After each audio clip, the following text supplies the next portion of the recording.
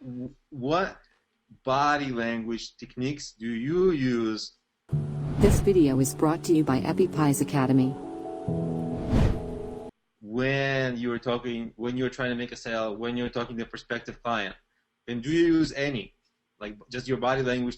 What do you do? Or do Well, you focus on that? yes, sure. Is it important? I do. I try to, when I'm talking to people, especially in person, I try to mimic their body language. So if they're sitting there with their arms crossed, I'll cross my arms. I'll lean Actually, forward.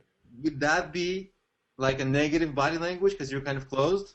That crossing arms?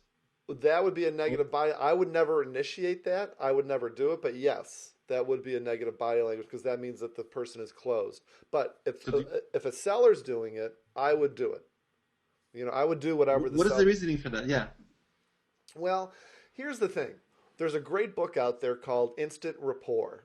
And everybody should, all of your listeners should go out there and buy this. It's a small little paperback book, but I love this because psychological studies have shown that people, big surprise, that people like people who are like themselves. So one of the things, I'll do a couple techniques, when I'm working with the seller. Number one is the body language. If they see people mimicking their body language subconsciously, they're saying, oh, this person's pretty cool because essentially that person's doing the same thing that I'm doing. Another thing too is the way people talk. I'm really conscious about this, especially on the phone when I'm talking to people. I'm from Detroit originally, born and raised. I have a little bit of an accent, people tell me. Cool. I have a little bit of an accent, people tell me, and also I talk really fast. And so when I'm talking to people from Atlanta, Georgia, and they're talking real slow with a twang, I'll mimic them. I will do that. I will do my best to try to talk slower, talk lower. I'll try to even do, the up and down cadence that a lot of times Southerners do. Because it's a very simple concept, and that's people like people who are like themselves. And the more that you can sound like them, the more that you can act like them, the more comfortable they're going to feel and the more of a rapport that you can build with them. So, yeah, I think that's very important.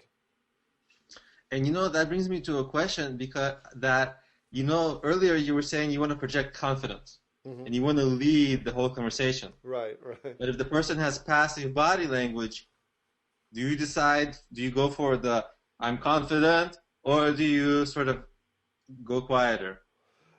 Definitely go quieter. Definitely go quieter. Because perfect example would be to use a different example, Alex, would be talking really fast when somebody who's from Texas and they're talking really super slow. I can't even talk slow. It's almost difficult for me to talk slow. But if someone's talking really super slow and you're going 100 miles a minute, you're talking so fast, blah, blah, blah, blah, that person's going to think that, oh, you're some slick salesperson that is just trying to get my house listed for sale and just trying to make money off me. you know. Whereas, there are a lot of people that are talk really fast who are talking to somebody who talks really slow. They might think that person is, a lot of people think that people who are slow talkers aren't intelligent, which is obviously a stupid thing to think. But it's just all the perception. It's the perception that we all have of everybody else. And it's all about just trying to act like everybody else.